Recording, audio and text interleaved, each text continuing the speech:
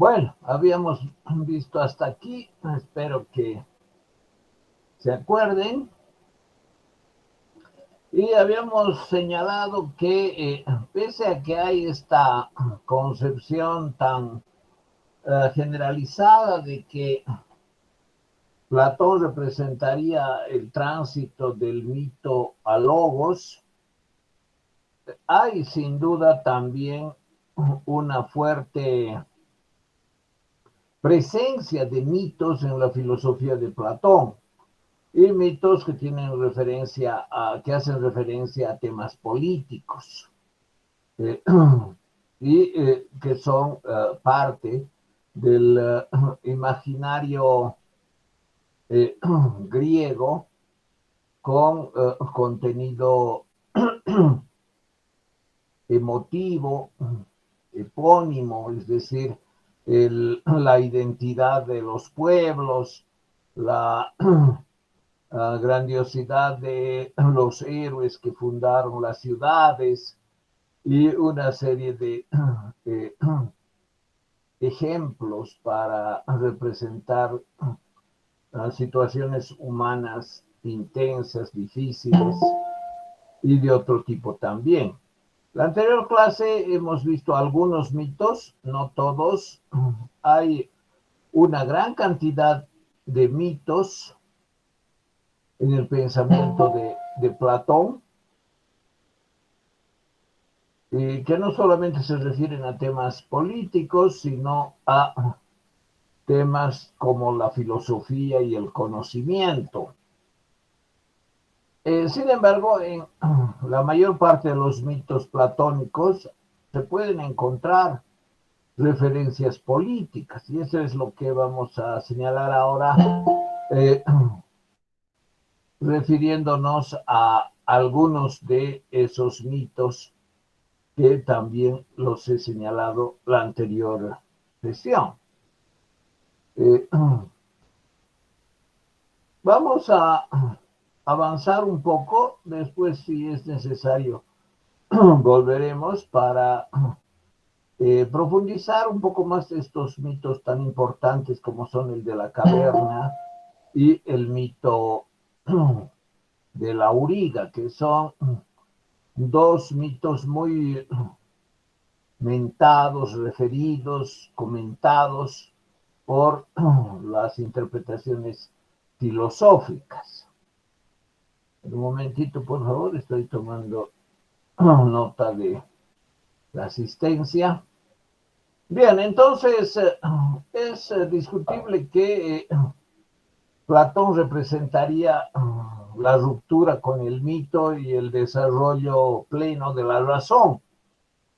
Si bien en los diálogos platónicos hay una exposición siempre consistente, sólida, sobre los argumentos que Sócrates presenta para mostrar la debilidad argumentativa de los sofistas, y sin duda que en los diálogos platónicos los sofistas tienen también una actitud de reconocimiento de esa capacidad para argumentar en contra de ideas poco reflexionadas. Si bien es eso cierto, es cierto también que hay una gran cantidad de mitos en la filosofía de Platón que usa para referirse a temas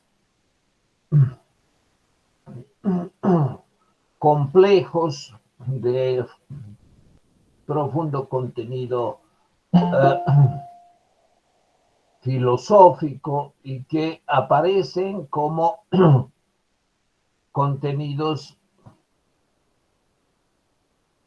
en diferentes contextos y discursos. En el banquete, por ejemplo, hay varios mitos referidos por los interlocutores que Platón evidencia sobre el origen de la humanidad, sobre el amor y otros temas también, sobre el dios de Miurgo, que habría ordenado el mundo. Bien, entonces las imágenes míticas son frecuentes En los diálogos platónicos no se excluyen de sus exposiciones argumentativas racionales puestas en boca de su principal interlocutor, que es Sócrates, y se prestan sin duda, como todos los mitos, a múltiples interpretaciones. No es una sola interpretación la que hay que hacer y siempre están abiertas a lecturas diferentes.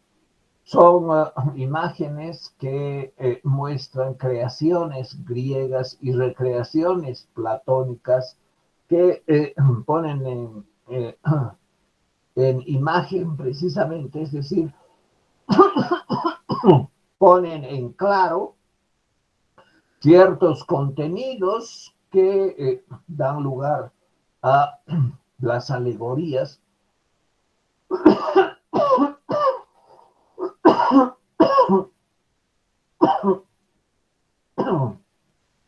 que reflejan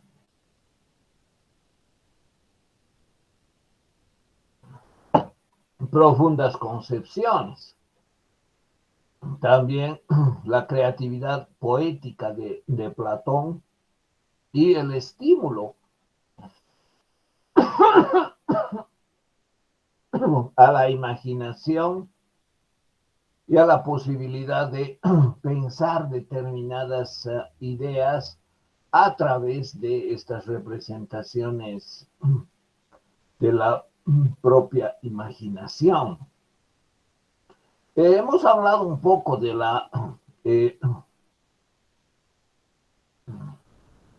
del mito de la auriga y puesto que ya lo hemos referido en varios aspectos, ahora lo vamos a retomar para terminar de presentar esos contenidos y después hacer referencia a otros.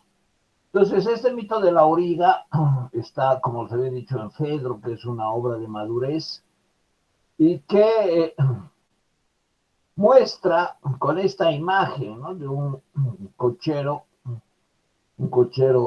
que conduce dos caballos, uno blanco y uno negro. El cochero también se llama auriga, y se puede relacionar, se puede interpretar de la manera, como les dije, también de esta manera que es similar, aunque con algunas diferencias, la manera como ahora les voy a indicar. Hay representaciones específicas de la cultura griega de este mito. Hemos visto, por ejemplo, aquí en la cerámica hay dos caballos alados. Y aquí también tenemos otra, un poco aquí, fíjense, una cerámica griega con lo mismo, ¿no? Dos caballos alados. No hay mucha diferencia en el color, pero bueno, en el mito aparece como uno blanco y uno negro. Entonces, aquí hay los dos caballos, pero parecieran del mismo color. Hay otras representaciones posteriores, ¿no?, que son las imágenes que están aquí del mismo, que esté al lado el caballo, que esté al lado el carro. Bueno, esas ya son diferencias del autor, que, bueno, es posible que sea también alguien que dibuje, etcétera, ¿no? Entonces, este mito de la auriga y los dos caballos tiene sin duda un fuerte contenido político, porque refiere la idea utópica de Platón del mejor régimen posible, es decir, el régimen político perfecto, que es el que se caracteriza por la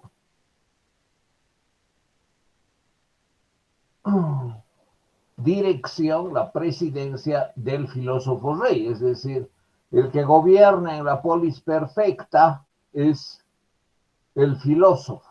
Por eso el concepto de filósofo rey. Aristóteles, en su libro La Política, critica al idealismo de su maestro. Y él, en contra de estas descripciones de sociedades perfectas que Platón no es el único, ¿no? Hay otros utopistas también en la antigüedad griega que escribieron sobre el mejor mundo posible en cuanto al gobierno, es decir, el mejor gobierno que se pueda dar en cualquier polis. Y en su libro La Política, el segundo libro, Aristóteles critica y considera poco útil este tipo de elaboraciones sobre la política, es decir, una descripción de un régimen perfecto, maravilloso, sin problemas, no tendría mucho valor para Aristóteles, porque es irrealizable. En alguna parte también dice Aristóteles, el mejor régimen sería el de la monarquía, es decir, un régimen con un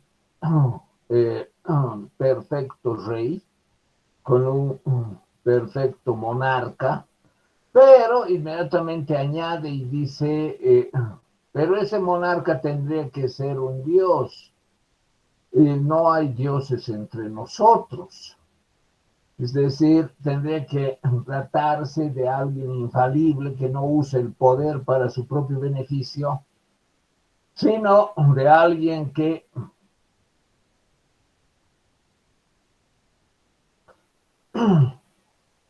gobierne de la manera más sabia y perfecta para beneficio de la mayoría de los ciudadanos, realizando el bien común.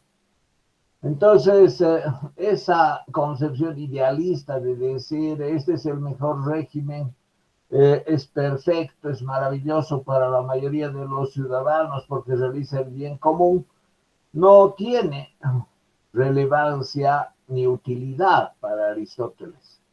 Y cuando Platón, su maestro, escribe sobre esto, especialmente en la República, a Aristóteles le parece que simplemente son devaneos idealistas, es decir, ideas de una sociedad políticamente perfecta que nunca ha existido ni va a existir. La concepción de Aristóteles es diferente. La política no se trata de exponer ideas propias, elucubraciones propias sobre el mejor régimen posible, sino se trata de analizar la realidad política para mejorarla, para conducirla de manera tal que sea factible alcanzar, al menos en parte, el bien común y motivar una mejora moral a los ciudadanos con medidas políticas. Eso tiene utilidad, eso sirve. Entonces hay este rechazo al utopismo platónico. Decimos que es utopismo porque al final él describe una sociedad perfecta con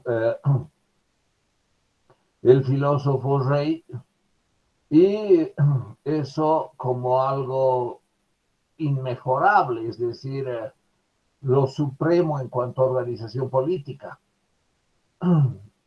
producto de su propia mente, es decir, de su propia elucubración, de su propia especulación.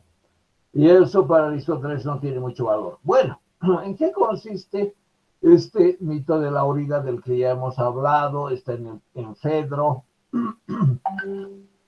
Trata sobre varios temas, no es solamente el tema de la organización perfecta de la sociedad, trata el tema de la naturaleza diferenciada de los hombres, es decir, Platón no tenía una concepción que hoy día podríamos señalar ius naturalista, ¿no? Es decir, naturalmente los hombres somos todos iguales y no hay naturalezas superiores ni inferiores. No, Platón considera que los hombres naturalmente somos desiguales. Es decir, algunos tienden a ciertos valores, ciertas prácticas, ciertos aspectos de la vida de manera preferente en comparación con los valores, las actitudes y las acciones de otros. Y eso hay que aceptarlo como algo plenamente real. Es decir, la realidad implica que hay gente diferente a otra, que hay personas diferentes a otras.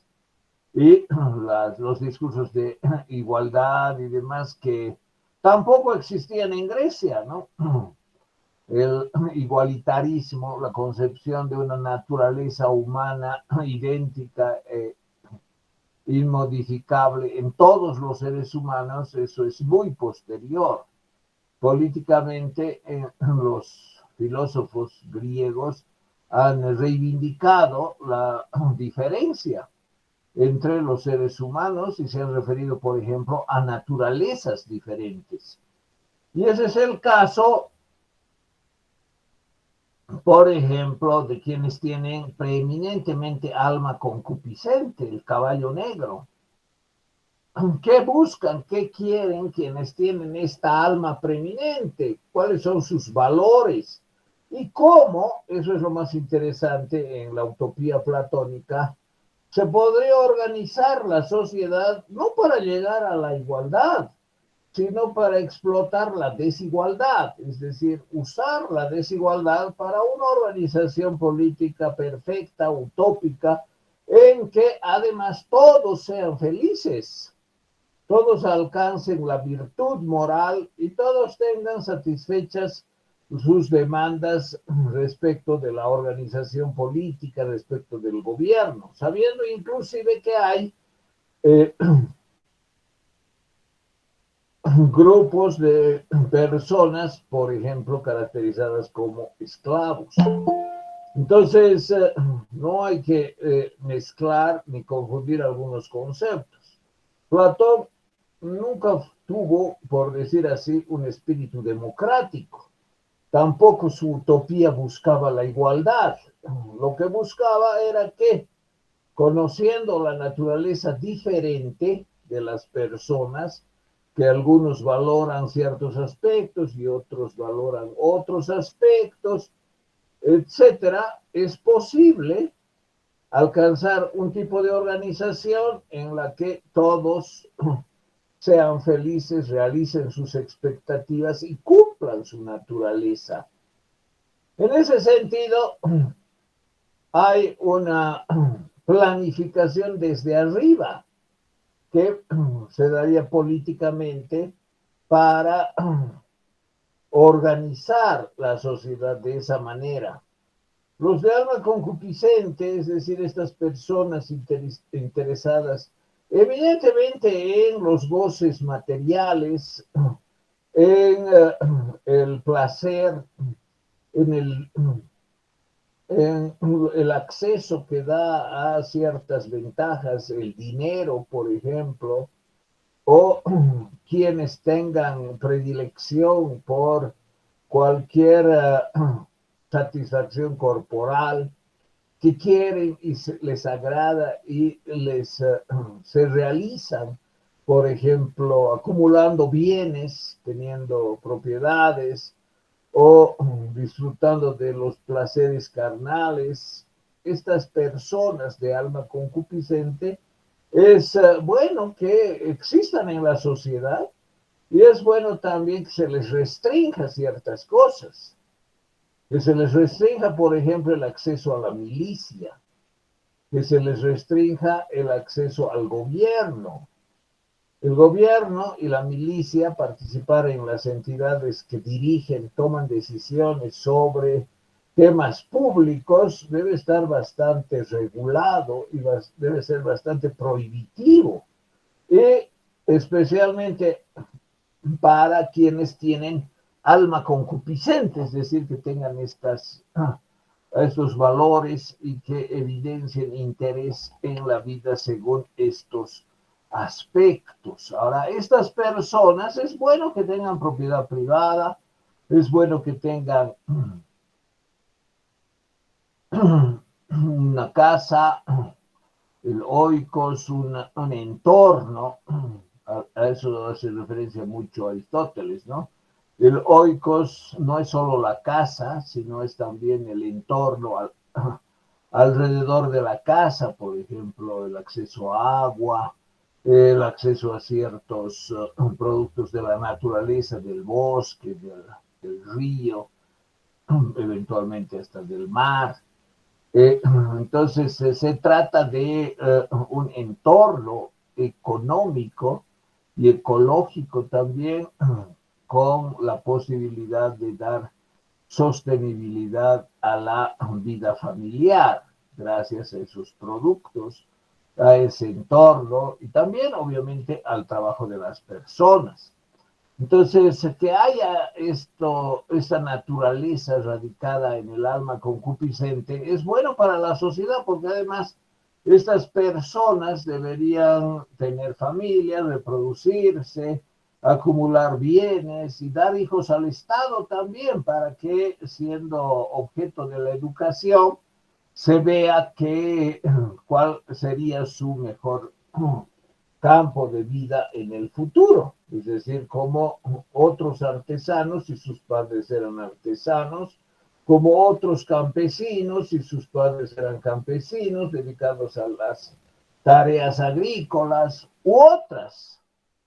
En esta elaboración de la naturaleza humana y el alma concupiscente no hay referencia explícita a los esclavos. Quien ha trabajado mejor el tema de los esclavos, que es otro tema de interés de la filosofía política, ha sido Aristóteles, no tanto Platón.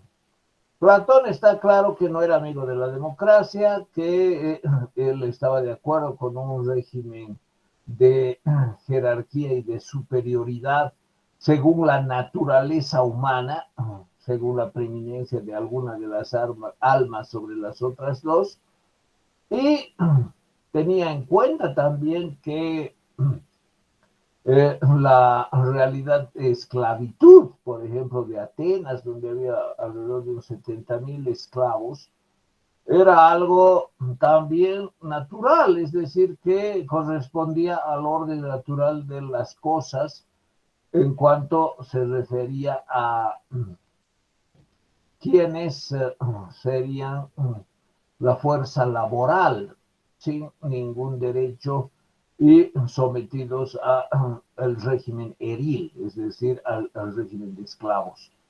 Eso era aceptado por Platón, no era cuestionado, y quien desarrolló mejor los contenidos filosóficos de una relación eril del amo con el esclavo fue Aristóteles, y eso lo vamos a ver después entonces.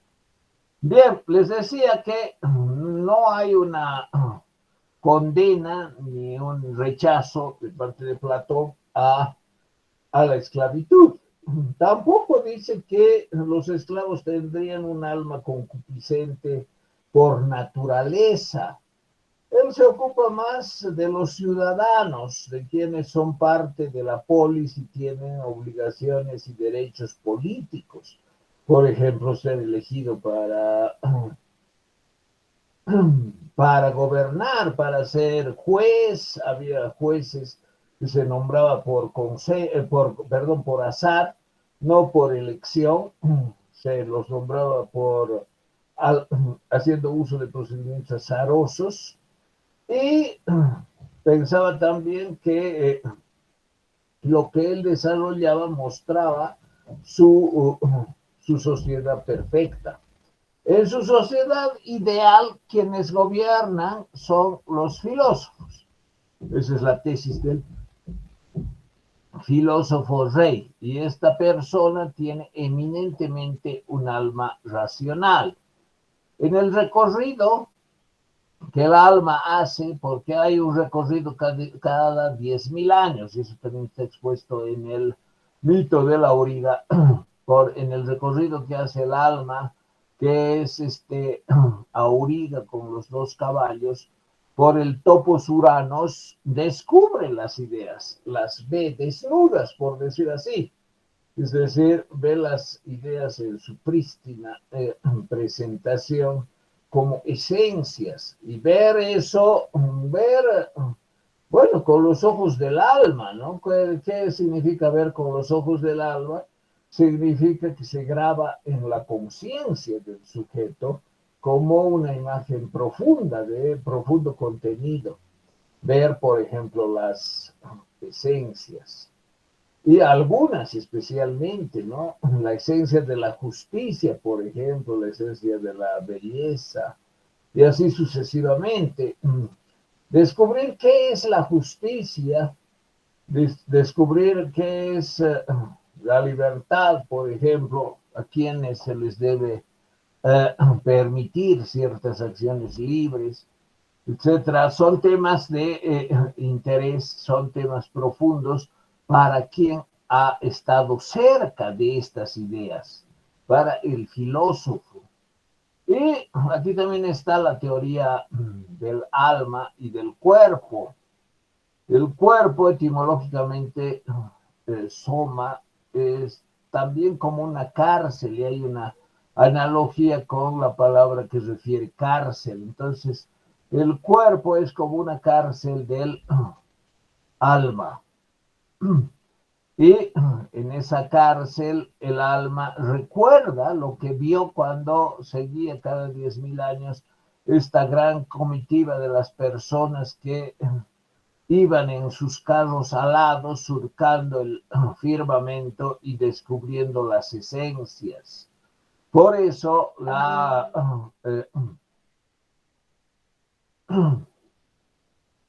por eso la teoría del conocimiento de Platón es una teoría del recuerdo, de la anamnesis, se llama. Y esa teoría consiste en que la persona, en que el sujeto recuerda lo que su alma vio. Evidentemente, el alma concupiscente de, por ejemplo, artesanos, campesinos y personas dedicadas a las labores manuales no ha surcado grandes altitudes, no ha llegado a grandes altitudes del topos uranos descubriendo desnudas las ideas más importantes. La idea más importante en este mundo de las ideas es precisamente el bien.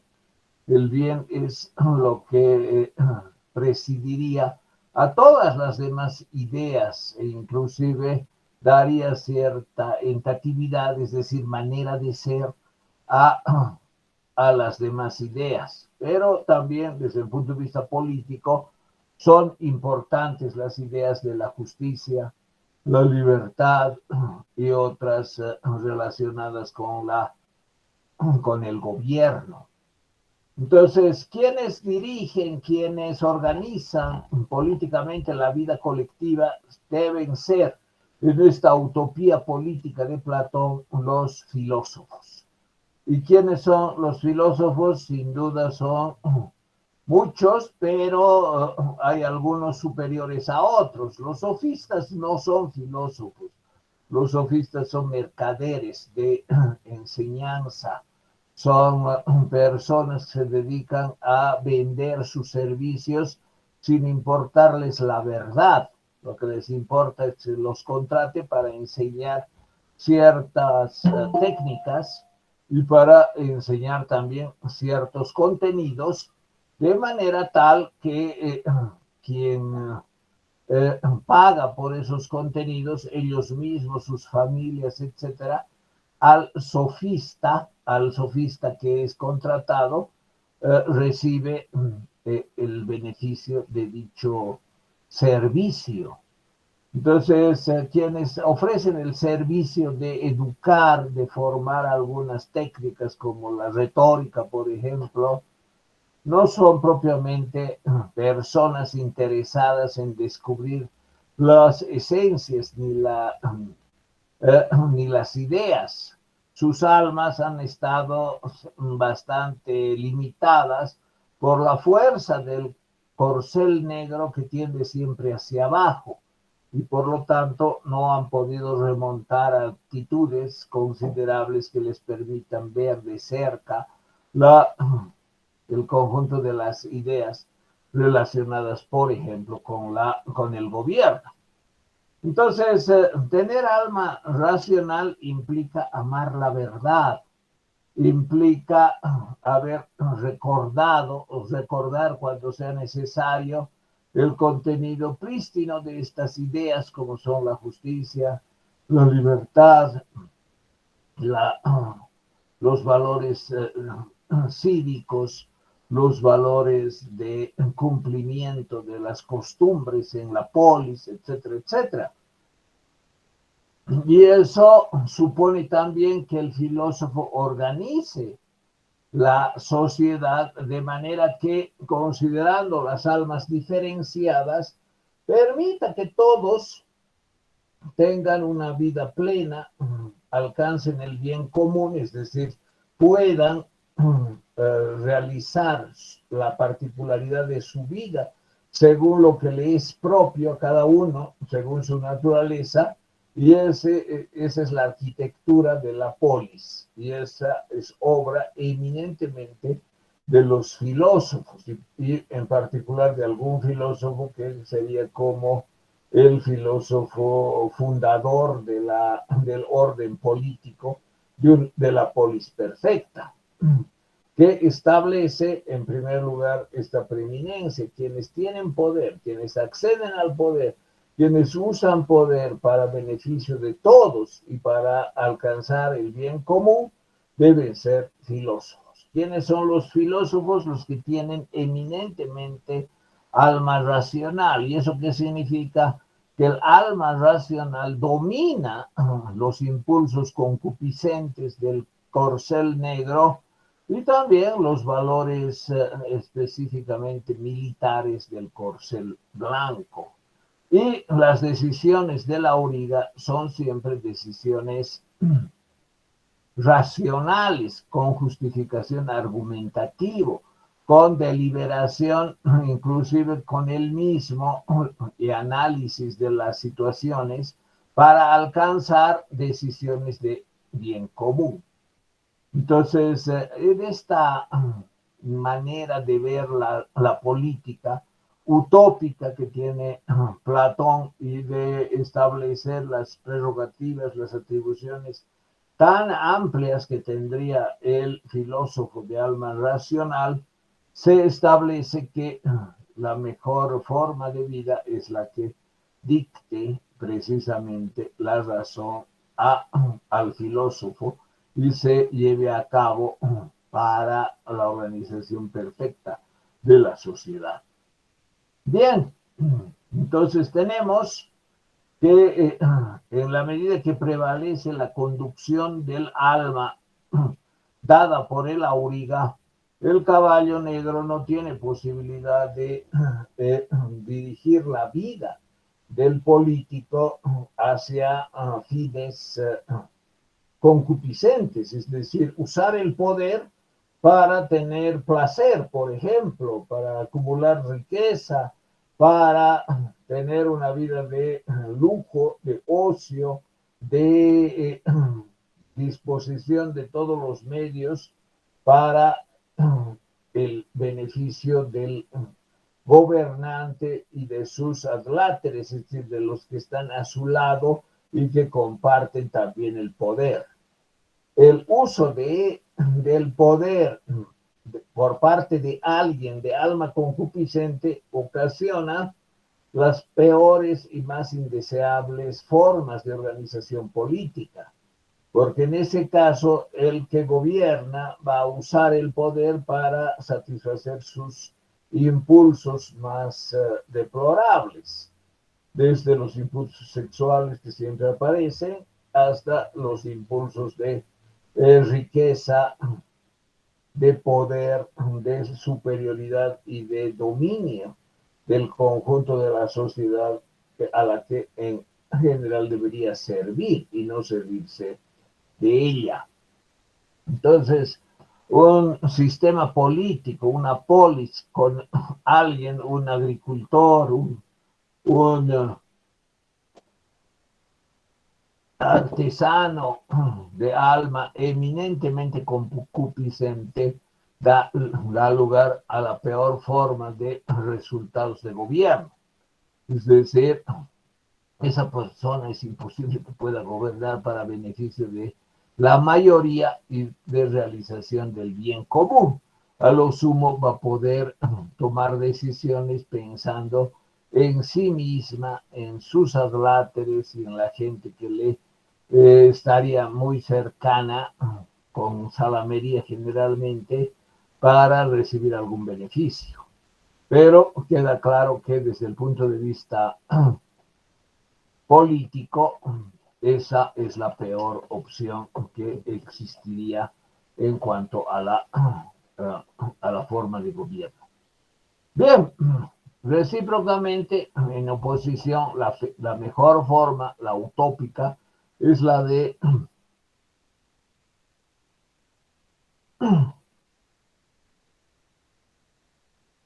llevaría a cabo el filósofo rey, es decir, quien tiene alma racional.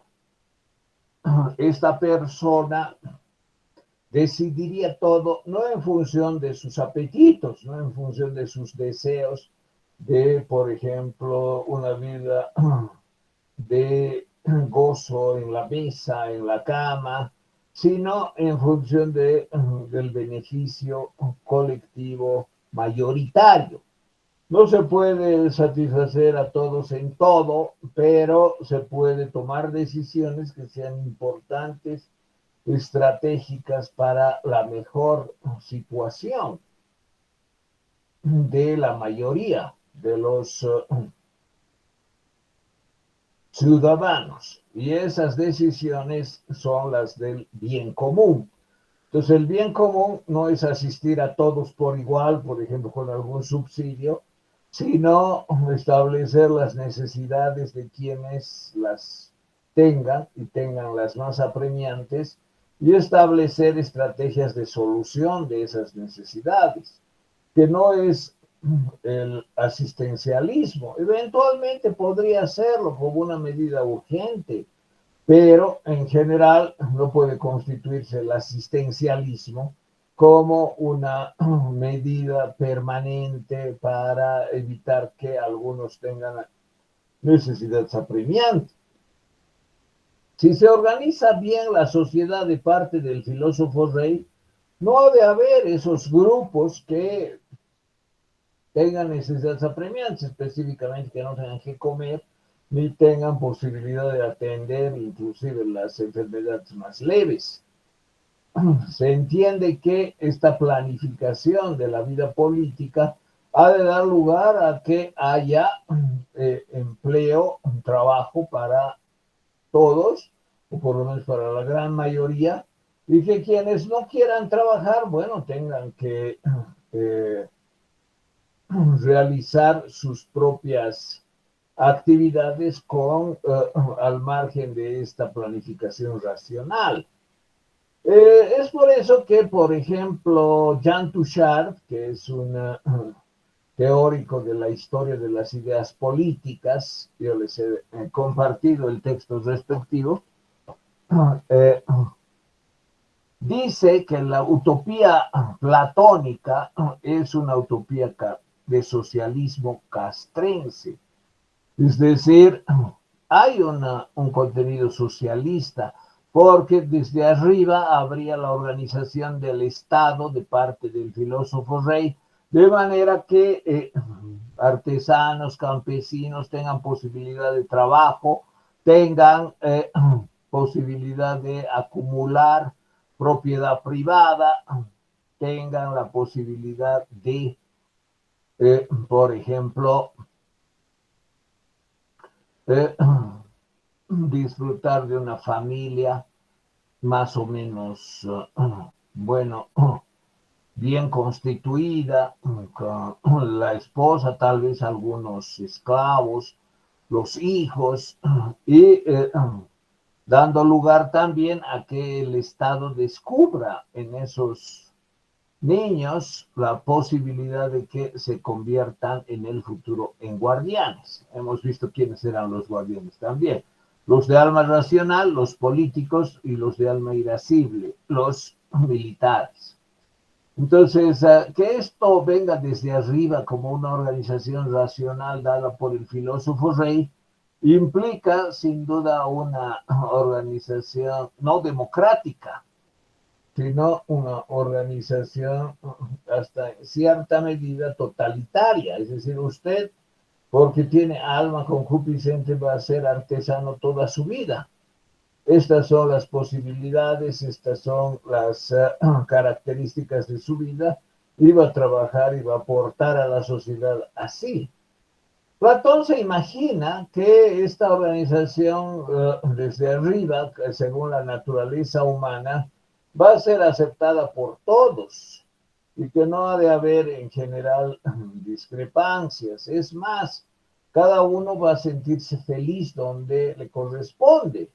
Y así los artesanos, así los agricultores, los campesinos, donde les corresponde con su pequeña casa, su mundo de mujer e hijos, y esa vida que también le permite algunos placeres, logros y la satisfacción de sus propios impulsos. Y lo propio se daría con el grupo de los militares y el grupo político de quienes gobiernan. Es decir, todos se sentirían realizados, felices, sin ninguna imposición desde arriba. Esa es la suposición de que hay organización desde arriba, pero que no ocasiona resistencia, que no ocasiona rechazo, sino que ocasiona complacencia, y todos estarían muy felices con el filósofo que les gobierna, porque les daría la posibilidad de realizarse según su propia naturaleza. Bueno, entonces el grupo de los políticos, ¿cómo viviría? Aquí cabe hacer referencia a un aspecto bastante notable de la filosofía política de Platón, que es la que menciona en varias partes una concepción igualitaria. Les había dicho que Platón en general no es amigo de la democracia ni de la igualdad. Sin embargo, cuando se trata de los filósofos y cuando se trata también de los militares, deja entrever una concepción igualitaria, aceptando que podría ser tanto el filósofo rey como principal gobernante, como también podría ser una mujer, es decir, la filósofa reina, la más sabia de las mujeres que gobierne. Y lo propio se aplica a la milicia. La milicia no habría en general, salvo alguna diferencia por capacidad física, restricciones para las mujeres. Él asume que también las mujeres pueden ser muy fuertes, pueden ser muy letales desde el punto de vista militar, de este socialismo castrense, y tienen también en igual intensidad, en igual importancia, por ejemplo, la capacidad de obediencia y de mando. Entonces, los guardianes incluye a hombres y mujeres, y esto se complementa mejor con la idea que tiene de cómo vivirían los guardianes. Los guardianes son los militares y filósofos, o sea, los políticos y los que resguardan la seguridad física de la polis, los militares. Y esta función de los guardianes de ocuparse de temas políticos y de temas militares está también ceñida a estrictas condiciones de vida. ¿Cuáles son esas condiciones de vida? Ya les he mencionado en la anterior clase. Por ejemplo, no tienen derecho a propiedad privada. Es decir, no pueden acumular tierra como terrenos, no pueden acumular casas como construcciones, y no pueden acumular ningún tipo de bien material, por ejemplo, muebles, ¿no? O ganado, o u otros recursos, semillas, etc. No hay posibilidad de una vida familiar con base en la propiedad privada, la propiedad de la familia. Es más, ni siquiera tienen posibilidad de formar una familia. No hay familias por ejemplo, el filósofo Rey no tiene su familia, que sería, supongamos, su esposa y unos hijos, y que tendría una casa con esclavos o con sirvientes, y así sucesivamente con bastante lujo. No, todos los políticos y los militares viven en iguales condiciones en conjunto, porque además no forman familia, no se casan y no tienen hijos. Y los hijos que procrean los filósofos y los militares son entregados al Estado para verificar su calidad y su naturaleza. Es decir, tampoco por ser hijo de un guardián, ese hijo va a ser otro guardián. Puede ser que la naturaleza humana de ese hijo no sea la de guardián, sino sea una naturaleza concupiscente, es decir, dedicada a los placeres. Y en ese caso, aunque provenga de una ascendencia de guardianes, igual su ocupación planificada desde arriba ha de ser la ocupación con actividades artesanales, agrícolas y manuales en general. Esto significa que la educación para Platón es el principal medio para descubrir la naturaleza de los niños, de los jóvenes, y por lo tanto, con una organización desde arriba, que puede volverse totalitaria, se establezca qué hace quién. Es decir, aquí este hijo de guardianes no tiene el alma de guardián, sino tiene el alma concupiscente, y por lo tanto la educación que él reciba ha de ser orientada a temas de producción manual, a temas de elaboración de cualquier objeto o producción de cualquier bien dentro de las actividades manuales. No ha de ser una valoración ni una ocupación concerniente a la milicia ni a la política. Por otra parte, ¿cómo se organiza la vida de los guardianes? Algo ya les dije en la anterior sesión, señalando la vida comunitaria, es decir, los guardianes viven en común. ¿Qué quiere decir? Que hay dos grandes grupos que viven en común, duermen en común, comen en común, se visten iguales y tienen actividades más o menos similares, siempre actividades de gobierno y actividades militares, actividades castrenses.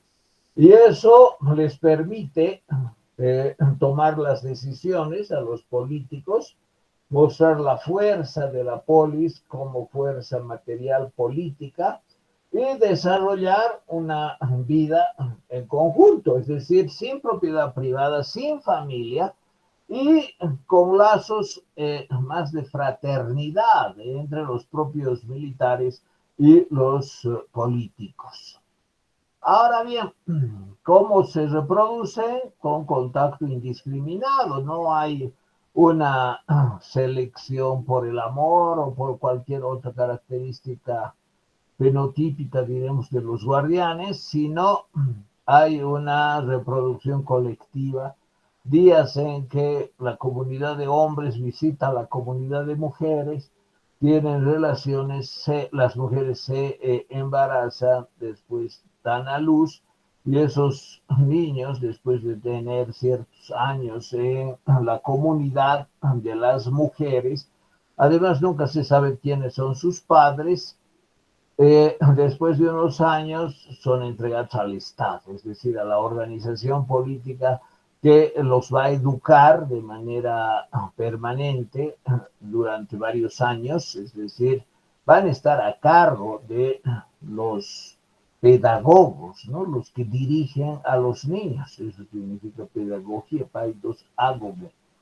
Entonces, esa forma de educarlos según su naturaleza, que se va corroborando una vez y otra vez, es decir, este no sirve para guardián o este tiene aptitud, una naturaleza racional, va a definir en última instancia la pertinencia de los hijos a uno u otro grupo social, a una u otra clase social. Está claro también que lo propio pasa con los hijos de los de alma concupiscente, los artesanos, los campesinos.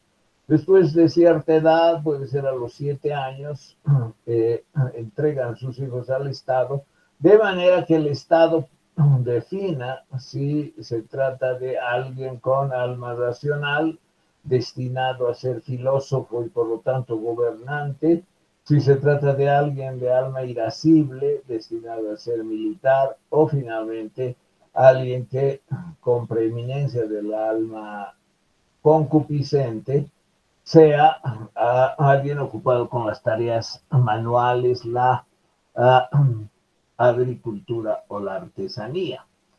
Entonces, fíjense, esta es la organización socialista castrense. Ahora bien, ¿todo esto surgió de la cabeza de Platón? No, fíjense, estos mitos, el mito de la orina, al parecer ya existía antes, pero él lo acomodó a su concepción utópica, es decir, a su concepción de filosofía política, que postula una utopía como la mejor forma de organización política de la sociedad.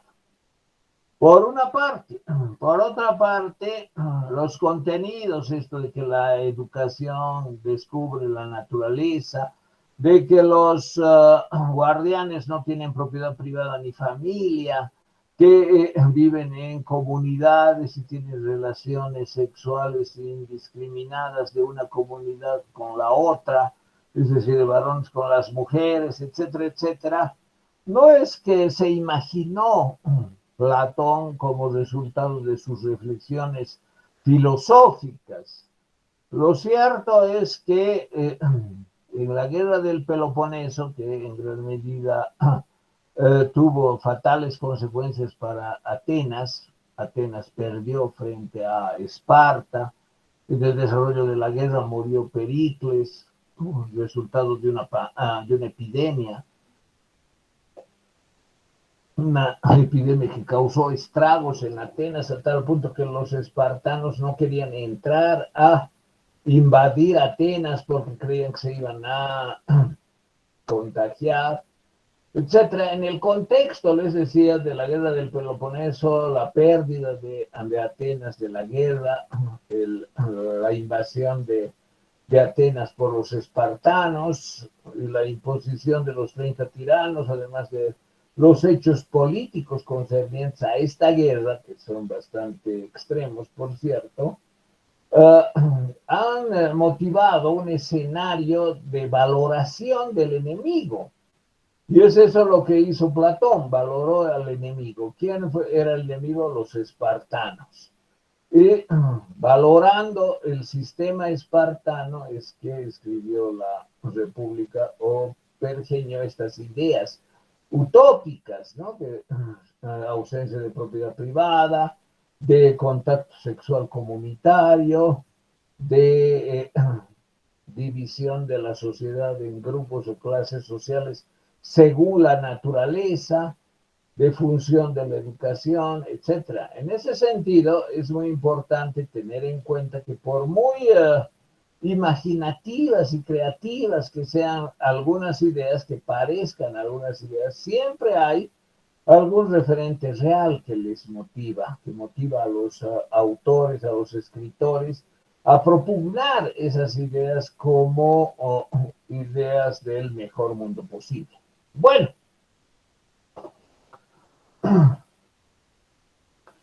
¿cuál era la realidad de Esparta? La realidad de Esparta no era exactamente como Platón señala la utopía de su mejor régimen político. Había sin duda propiedad privada para los guardianes, había un sistema diárquico, había una cantidad de tiempo extraordinariamente grande en que los homonoi, es decir, los hombres iguales, que era la clase superior de la sociedad espartana, se formaba y fue la primera sociedad en crear un ejército profesional con los homonoi precisamente, es decir, con los hombres iguales. Y esta clase, que eran los que tenían las armas y que tenían las habilidades, además tenían varias prerrogativas a sus esclavos, llamados ilotas, que eran esclavos dedicados eminentemente al trabajo agrícola. Una característica de la sociedad espartana era su poca dedicación a tareas, por ejemplo, artísticas, culturales. Estos jarrones, este que ven aquí y otro que está un poco más acá, estos son sin duda atenienses. Los lacedemonios, así se llaman a los espartanos, porque está en una región que se llama Lacedemonia, no tenían este desarrollo artístico-cultural. Es más, no hay casi nada de cerámica, de pinturas, de esculturas en Esparta. No hay los rastros de una civilización esplendorosa o del siglo de Pericles, que fue sin duda el de mayor brillo cultural. Esparta era una sociedad castrense, una sociedad, como señala también Touchard, de socialismo castrense también, en gran medida. Entonces, la inspiración de la utopía platónica está en Esparta, aunque no fue una repetición al pie de la letra de lo que había en Esparta, sí hay una referencia a una realidad, la espartana, como un modelo superior al modelo ateniense, que era sin duda democrático. En ese sentido, Platón es enemigo de la democracia ateniense, y colabora, aunque no diríamos políticamente, coincide, diríamos, con el enemigo. En la guerra del Peloponeso, el enemigo era Esparta, ganan los espartanos, invaden Atenas, destruyen la democracia, los atenienses tienen que incluso huir de Atenas cuando están invadiendo, pero bueno, al margen de estos detalles, está claro que Platón, que era aristócrata, no era amigo de la democracia, se complace un poco, inclusive su tío llega a tener un cargo político. Es decir, un aristócrata ateniense rico, porque Platón era muy rico sin duda, eh, tiene la complacencia del enemigo y él en sus escritos presenta la mejor sociedad posible de organización perfecta políticamente a alguna sociedad que él escribe, que él describe, muy parecida a la espartana. Los homos no tenían diferencias de propiedad privada. Por ejemplo, todos tenían la misma cantidad de tierra. Estoy hablando de los soldados que formaban el ejército espartano y que eran los ciudadanos más importantes de Esparta, porque ofrecían seguridad a la ciudad y eran el brazo armado que permitía las conquistas. Entonces, estos homonoi tenían muy poca propiedad privada y toda era similar. Es decir, tenían una esposa, hijos que criaban hasta cierta edad, el Estado les educaba, eso también era de Esparta. Entonces hay muchos aspectos que aparecen como descripciones de Platón de una sociedad perfecta, pero que en realidad tienen un origen inmediato, concreto, que era la educación y la política en Esparta. No llegan al extremo de no tener propiedad privada, de que haya relaciones sexuales entre comunidades de hombres y mujeres para procrear, pero, por ejemplo, solo 5 días al año los espartanos visitaban a su mujer en su casa y a sus hijos pequeños para embarazarla de nuevo. Es decir, había una política de reproducción de la sociedad con base en los hijos de los homonoi. Y la mayor parte del tiempo, los homonoi, es decir, estos guerreros que eran los ciudadanos espartanos, con su típico traje, etcétera, visitaban a su mujer con motivos sexuales. Por otra parte, había un día en que se ejercitaba la muerte de los ilotas. Entonces, los homonoi, es decir, los ciudadanos espartanos, podían matar a cualquier ilota que encuentren en el camino. Los ilotas se escondían, los homonoi iban a buscarlos y no había ninguna pena por asesinar impunemente a algún ilota que se lo encuentre, es decir, algún esclavo agrícola, incluida su mujer, sus hijos, etcétera, que evidentemente tenían una vida que algunos incluso tipifican como prefeudal, es decir, era una vida eminentemente agrícola, rural, sin mayores logros artístico-culturales y que daba la pauta para la producción de los esclavos. Entonces, los homonoi no tenían grandes diferencias de propiedad privada, todos contaban con una casa más o menos similar, los muebles más o menos similares, la extensión de tierra tampoco podían acumular para constituir grandes latifundios, y la cantidad de esclavos de los ilotas era también similar. En promedio alrededor de 10 ilotas por cada homonoi. Fíjense, esa era la proporción de la población en cuanto a los esclavos, y los esclavistas espartanos eran los ciudadanos. Entonces, por eso también se justificaba matarlos un día al año con total impunidad, porque la desproporción era muy grande.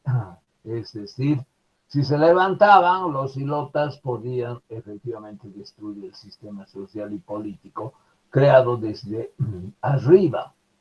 Tenían dos reyes, había una diarquía para asuntos políticos, para asuntos militares. Y eso es también bastante interesante porque pone de relieve el aspecto del poder y de quienes lo detentan, ¿no? No es solo el poder político, sino es también el poder militar.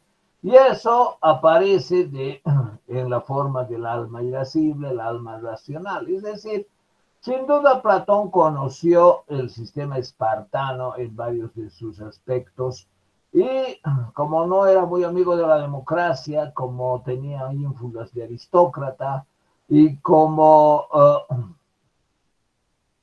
él se imaginaba o pretendía imaginarse el mejor sistema político posible, terminó reivindicando y, diríamos, idealizando la realidad espartana con algunos cambios que dieron lugar a pensar que efectivamente una sociedad gobernada por filósofos, por el filósofo rey, sería la mejor sociedad políticamente realizable.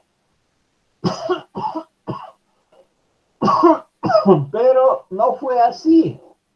Inclusive Platón tuvo en una ocasión la oportunidad de realizar esta idea utopista, esta idea utópica del filósofo rey, con los militares como facción de gobierno encargados del aspecto castrense propiamente, pero también sometidos a la autoridad del filósofo rey, ambos formando los guardianes que no tenían propiedad, que vivían en comunidad, que se reproducen en conjunto, etcétera, etcétera. Y por otra parte, los agricultores y los artesanos dedicados a la vida de servicio a la sociedad, produciendo bienes del campo y bienes de las actividades manuales, los de alma concupiscente. Entonces, esta eh, articulación conceptual de tres naturalezas diferentes que darían lugar a tres clases sociales y que constituirían una sociedad perfecta, es lo que propone y es lo que establece Platón como una sociedad utópica, muy bien constituida, maravillosamente ensamblada y que en la que todos son felices y en la que todos realizan el bien común. Pero eso fue todo solo teoría. Aunque haya existido la realidad política espartana constituida por los aspectos que les he dicho, por ejemplo, los espartanos tenían más relación entre ellos, inclusive se habla de relaciones homosexuales entre los miembros de una falange que con su mujer y sus hijos, a la que solamente visitaban 5 días al año. En cambio, el resto del tiempo pasaban en su falange con su comandante, con quien les dirigía, y eso habría generado lazos de fraternidad, lazos de inclusive amor entre los miembros de este ejército profesional, es decir, entre los guerreros dedicados a perfeccionar sus tácticas de ataque, defensa, no solo individual, sino especialmente en conjunto. Entonces, la realidad era esa en Esparta, una realidad en la que era muy factible esas relaciones. La homosexualidad también existió en Atenas, pero no se daba en el campo de batalla entre los guerreros, como era el caso de los espartanos. Se daba como la relación del erómeno con el erasta, es decir, el erasta, de ahí la palabra pederasta, era el viejo que se constituía en tutor, promotor, mentor del joven de los 15 años aproximadamente, quien además constituía objeto sexual. Pero bueno, esos son detalles de la cultura ateniense, de la cultura espartana, que a veces hay que tener en cuenta para comprender mejor, por ejemplo, estos planteamientos, ¿no? De que los guardianes sean de alma racional y de alma irascible, se puede rastrear en la diarquía espartana. Por otra parte, de que los guardianes no tengan propiedad privada se puede rastrear en las restricciones que tenían los guerreros espartanos, que además debían aprender a robar, que deberían aprender a sobrevivir en las peores condiciones, deberían aprender a engañar, a mentir para sobrevivir, y esas eran las características culturales de la sociedad más desarrollada en cuanto a que fue la primera en crear un ejército profesional con gente especializada y con habilidades perfectas para matar y por lo tanto conquistar. Entonces, es bueno tener en cuenta que las ideas utópicas como las de Platón y su famosa plasmación del filósofo rey no surgen de la nada, hay siempre alguna referencia, algún referente político existente que dio lugar a esa organización. Y por otra parte, hay que tener en cuenta que Platón tampoco hizo esto solo en el plano teórico de la imaginación y de la utopía política, sino lo hizo también de manera práctica, o intentó realizar de manera práctica, pero terminó todo muy mal. Un amigo de él, un rey en Siracusa, le invitó a que le orientase. Es decir, que le diera consejos como filósofo, como persona que ve él las ideas que su alma habría visto, las ideas de manera prístina y desnuda cuando se acercó a ellas, y que ya encarcelada en la cárcel del cuerpo recordaba esas ideas. Ese gobernador o ese rey le pidió que le asesorase y obviamente Platón quiso hacerlo siguiendo sus propias ideas. ¿Cuáles son esas ideas? Por ejemplo, estas ideas de una utopía perfecta. Entonces quiso hacer de manera real, efectiva y contando con poder un esbozo de sus propias ideas que sea realmente viable, es decir, algunas ideas plasmadas en la realidad política que se sustenten, que se proyecten y que muestren que son viables. Sin embargo, nada de eso sucedió. Al contrario, hubo reacciones bastante eh, adversas y Platón terminó por azar del destino vendido como esclavo cuando tomó el barco. El barco que debía tomar para trasladarse en este viaje que hizo de Siracusa a Atenas y viceversa. Incluso no solo fue una vez, sino dos veces y tal vez más a asesorar a su amigo que era el rey y cuyo resultado del asesoramiento según sus ideas utópicas fue desastroso.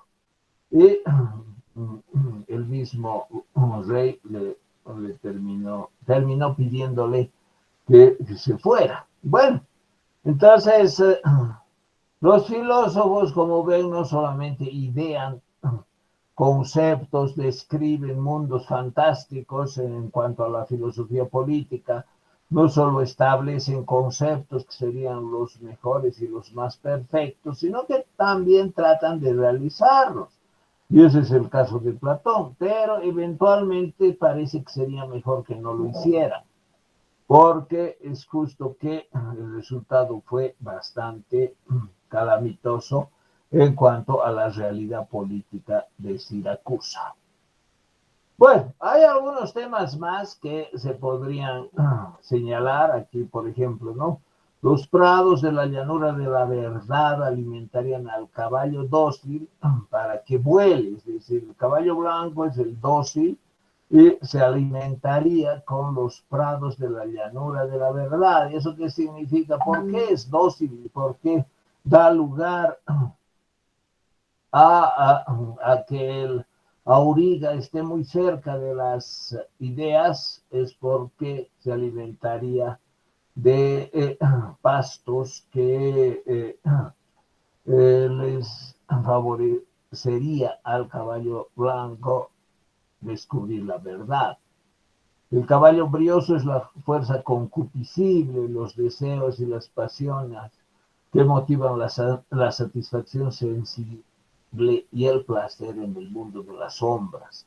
Esto vamos a relacionar la próxima clase con el mito de la caverna. Y el ciclo inacabable incluye el olvido y la reminiscencia. Cuando el alma ve por primera vez, después cae por ímpetu del caballo negro y tiene que atravesar el río del olvido y eso hace que se olvide las visiones de las esencias, aun cuando las haya tenido de forma muy cercana. Y por eso conocer es recordar las esencias que se olvidaron atravesando este río del Eteo. Bien, y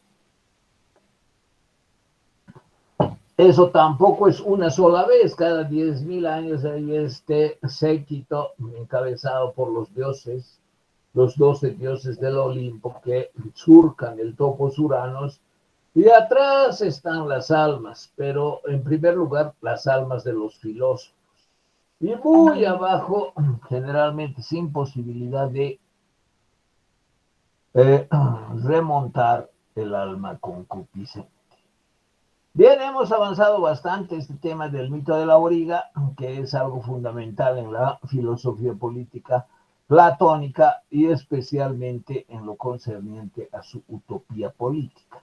Hay otros temas aquí, por ejemplo, los tipos de alma, fíjense, la peor es la de los tiranos, la organización ideal de la ciudad-estado, y también otros temas que son complementarios a estos aspectos que hemos visto del mito de la origa y la forma perfecta y utópica de organizar la sociedad con la dirección del filósofo Rey. Bueno, no sé si alguien tiene alguna pregunta, algún comentario.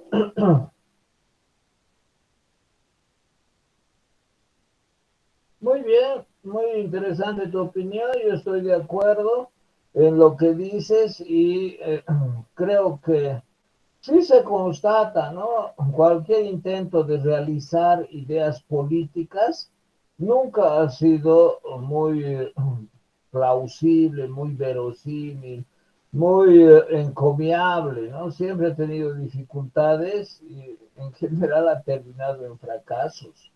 Y eso, claro, nos muestra también que existe una gran separación entre la teoría y la práctica. Es decir, en teoría uno puede hacer diseños maravillosos, pero cuando ya se llega a la práctica, los problemas reales son tan grandes que es muy difícil preverlos, como tú dices, y remontarlos. Eso es lo que también vamos a ver. Pero lo que vemos en general son las ideas, ¿no? No tanto el empeño de realizarlas. Y los ejemplos que pones son muy pertinentes también sobre el liberalismo y el marxismo. Gracias, Isael. Gracias a todos. Nos vemos el lunes. Entregan hasta la 1:30 su trabajo. Buenas tardes.